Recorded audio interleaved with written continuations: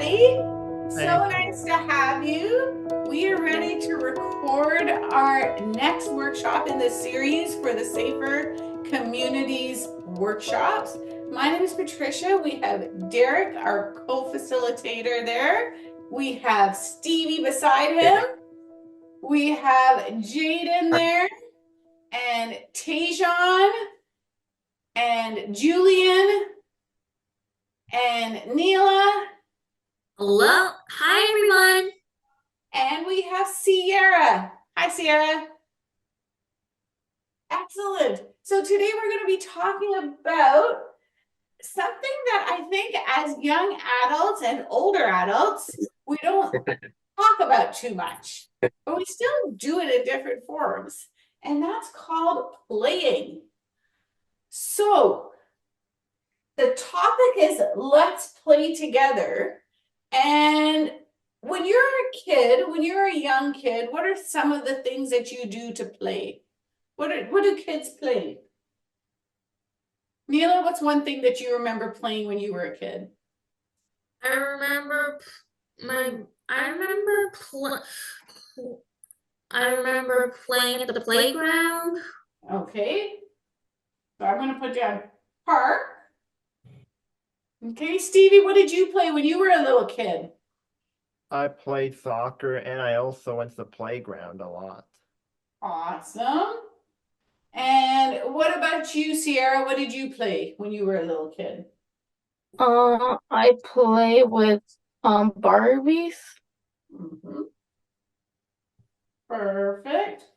Okay. So those are things that we played when we were little kids. But now we're kind of, put up your hand if you're a bit of an older, if you're a young adult or an older adult. Adult 23. That's all of us, right? We don't have any young children, although we'll probably have younger children that may be watching these workshops. All right. And it's still relevant for younger children as opposed to young adults and older adults. Play is something very important. As a young adult, Tajon, what's something that you play with now? That's a great one. There's so many different things, but like for me, I like to play video games with friends or by myself. Violent video games, like Grand Theft Auto, some others. And also working out with friends. I like doing that, working out. Okay. Or even just hanging out, just chatting, just talking about life and stuff and our goals, stuff like that. Just building connections. That's what I enjoy. So Okay. many different other things, but those will come to mind. Fabulous. Jaden, what do you do now? How do you play? Death Idol. Pardon? Or Death Idol. With adults? No, GTA 5. What's Oh, that? it's video game. Oh, yeah, video okay. games. Sorry, I'm not up on video games. Thank you. Video games, yes. And Julian, what about you?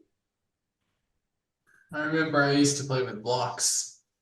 But what do you play now as an adult, as a young adult? Well, I love rock climbing. Oh, fabulous. Okay.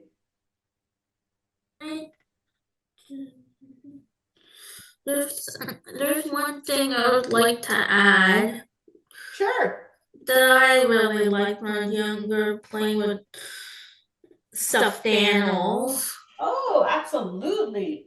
Absolutely. I have got a friend who is 42 years old and she collects Care Bears. Oh my gosh. She sleeps in her bed with about 6 Care Bears. I sleep with more stuffies than that. Yeah, even when she drives from the United States to visit her parents and family here, she brings some Care Bears with her and she straps them into the safety seats, into a seat belt. So, you know what? You're never too old or too young to play, and that's what's important. And that's why I just have one more. I kind of forgot. I play with my dog and cat. I do that. Play with my dog and cat. Yeah, oh, okay, perfect. Pets, fabulous. Okay, and the nicest thing and why play is so important is that when we play with other people, when we find pastimes that we can do ourselves on the internet, we're playing together, and that's an amazing way to learn organization skills and problem solving skills. So Stevie, when you played soccer when you were a young kid, did you just show up at the soccer field anytime and you were able to play, or did you have to come at a certain time? I just played. I had to come at a circle time, but now that I'm adult, I know better. Excellent. So you can organize your own time for whenever you want. Okay, Yeah. so time, right? So you learn to show up on time when you're playing an organized sport. What else? How would you learn problem solving by playing a video game? Tajon? That depends what video game it is. If it's something like GTA, that's just for pure entertainment. But if you're playing something that has like math, maybe like Tetris. A lot of people say Tetris is good for learning stuff. And even like some board games is like chess board games and even like checkers and a bunch of other games that you could play that teach you, and like puzzle games too, like Snakes and Ladders, Monopoly. For me though, it's mostly a bonding experience, but you could also learn something from it too. Like improve Excellent. your skills. It could be many different things. So Okay, I'm gonna put bonding actually up here. Near together. Okay, and one more. How else do we learn organization or problem solving when we're playing a game? No. asking everybody or just one person? Just one person. Sierra, do you have an idea? What do you play now that you don't play? Do you play with Barbies still, or are you still interested in Barbies, or are you interested in other stuff? Other stuff. So what about cheerleading? I remember you talking about your cheerleading. How does cheerleading help you learn to be more organized or problem solve? To talk to your teammate. Mm-hmm. To your team. Okay, fabulous. So this was our quick little introduction to playing and why it's so important. I'm going to hand it over to Derek, and he's going to roll with that. Thank you, Patricia. Hello, life lessons co-host. Can I get a wave? Hey, how are you? Okay, Good. all right. Gonna show you 2 words. Okay, it looks like I'm saying peace, peace, and you need peace to work with people. Repeat after me. Compromise. Compromise. Compromise. Compromise. Okay, so we're going to leave this show knowing about compromising, right? Repeat after me. Concession. Concession. Concession. Concessions. Well, now, there was 2 kids, right? And this is Robert Munch. And Robert this- Munch I love that one. Oh my gosh. Robert Munch is a great author. I- And there is, sorry, Stevie, there's Amanda and Jeremiah. They're the 2 central characters. They don't know They're how in to. kindergarten. Yes, How old are they? they are in How old are they? kindergarten. How And old are they? Like, well, they're about 5 or 6, and they don't know how to compromise. Don't know how. Pinkerton the pig, right? Wants to be first. Me first. There's even that in the title, right? Me first. No compromising. But does anyone know what compromise means? To Like sharing. compromise. Julian, what does it mean to compromise? Like sharing or something. Sharing. Very good. Any other ideas? Thank you. Thank you, Julian. Compromise. Before I tell you, does anyone else? Tajon, what is compromise? When I hear people say compromise, I feel like compromise, you have to kind of take a risk, take a chance on something. Like if you haven't done something before, you want to learn something. Say if you want to learn how to like swim or like do skydiving or go somewhere, save up money. meet new people, and you're not used to doing that. You have to take some chances, Right. So you're compromising kind of with your fear, right? How you're feeling, right? And it's not always about me, right? Compromise, coming to an agreement. Okay, I think it's time for me to show what compromise is, okay? Compromise is what is this word here? Agreement or settlement. It's an agreement or a settlement. Agreeing, right? And sometimes you agree to disagree of a dispute. Now, a dispute could be a disagreement, right? Two people have a disagreement that is reached by each side, two people or more, making concessions. All right. So a compromise is an agreement of a disagreement that people might have. And this goes directly to play, right? I want to play this. I'm going to play that, right? Or I want, right. So compromise. Concessions are when people reduce or lower their demands. So it's not always about me. So you're able to step back and say, hey, I'm going to share a bit and change their opinion so in order to agree. Give me a thumbs up if you understand what I just said, right? Concessions and compromise. Okay, I'm going to give you, and all of you are doctors of compromise. So there's a teenager, right? Any teenagers here? Put your hand up. Jaden's a teenager. Okay. A teenager wants to come home at midnight, 12 midnight, while their parents want them, so teenagers, so up to about 18 or 19. High school. Right, high school age, while their parents wants them to come home at 10 p.m. So parents want them to come home at 10. The teenager wants to come home at midnight. So what do you think of compromise? There's 10 and there's 12. What's that number in the middle between 10 and 12? That might be a compromise. What do you think the compromise might be for that teenager to come home? 11? Or sorry, Julia? I think 11. Right. So here it is. They wind up coming at 11 p.m. It's a compromise. It's kind of in between, right? Yeah. Yes? Yeah. Okay.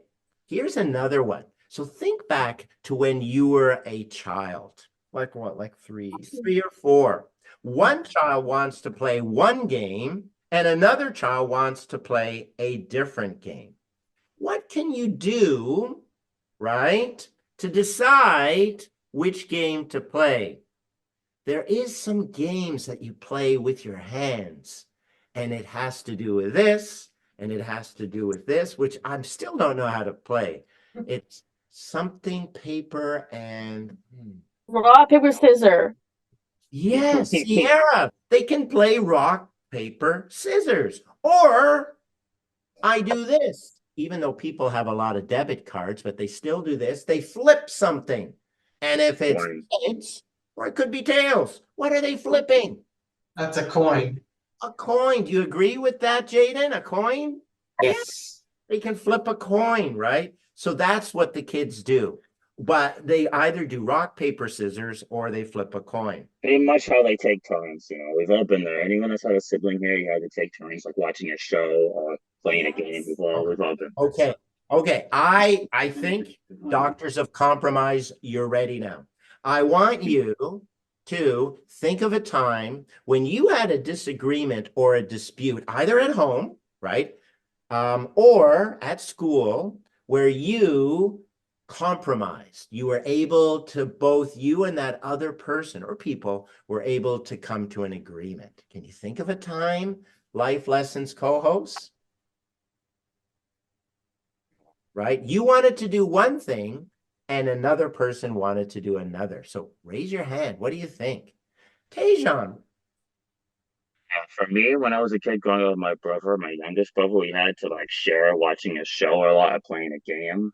So more often than not, we had to come to agreement. Like I play GTA for like an hour or so, 2 hours, and then he plays Call of Duty for an hour or something, or even watching a show. We took turns. So stuff like that, making those compromises and sharing. Sharing is caring. It's hard to share all the time though, because sometimes you get a bit greedy. So yeah. That's great. And you got 2 thumbs up from Jaden. And I've met your mom, and I bet you this was her expression when you were compromising. No, she spoiled us. She spoiled us. I mean, we were good kids, but she did spoil us. Well, that's So, another story. That's another story. Okay, who else has a situation or a time when you had to share with a brother or sister? You wanted one thing and the other person wanted something else, and you met in the middle. Yes. I have a time. The portable. When my dad bought the portable toothbrushes, we both wanted the purple one.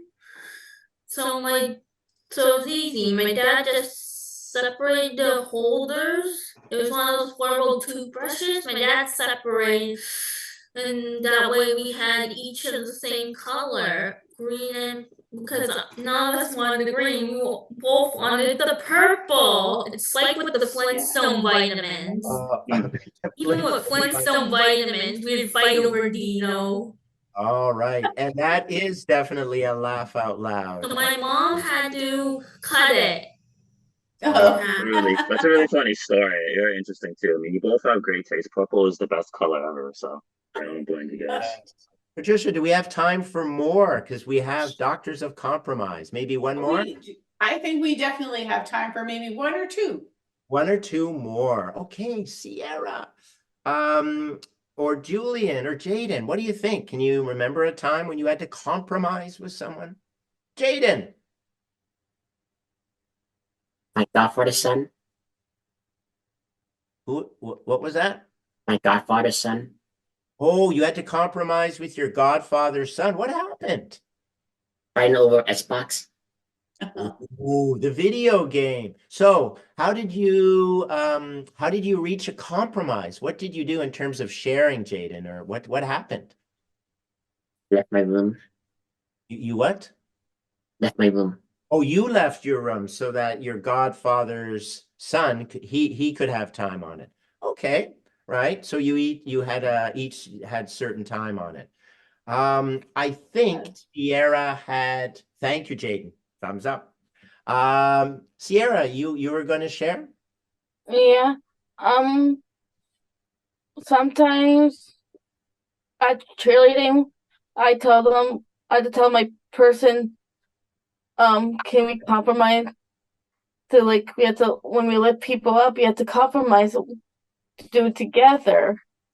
Wow. So all of the weight of the other cheerleader, you're not holding all the weight, right? It has to be equal. Yeah.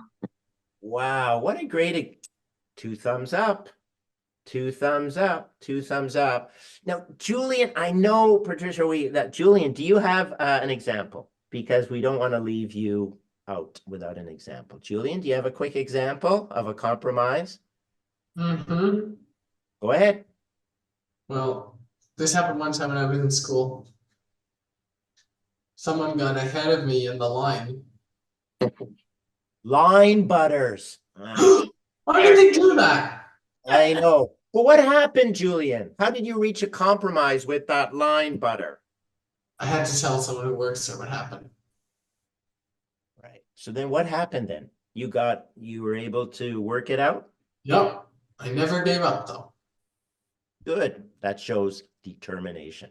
Yeah. Well, you now know about compromise and concessions. Well done. And that's it for me, Patricia. Wow, that was actually such an interesting topic because I've heard compromise before and I've heard concession, but I really never thought about it together, Me And either, so really. I love the fact that using a concession is a way to help find a compromise. Yeah, Thank you. lowering, yeah, like just saying, it's not always about me, and I'm willing to share the Xbox, or I'm willing to lift the cheerleader as well, so no one gets hurt. Great example. Yeah, and I love the fact too that Julian, you brought up the point about just continuing to advocate for yourself if it's something that's non-negotiable. Because sometimes some people are very much into compromising all the time. Some people, unfortunately, aren't as experienced. But if you're the person that's always compromising in a relationship, it's okay to advocate for yourself and be like, hey, I'm okay to work with a lot of things, but this is something I need to kind of stick to. Like being in my place in line, right? In your case, Julian. So we're going to wrap it up and thank everybody for joining us today for our workshops. We really love having you guys join us and listen to our thoughts and our ideas. And till we meet again, have a wonderful, wonderful rest of the day. Ciao. You guys are Bye, awesome. You did a guys. good job.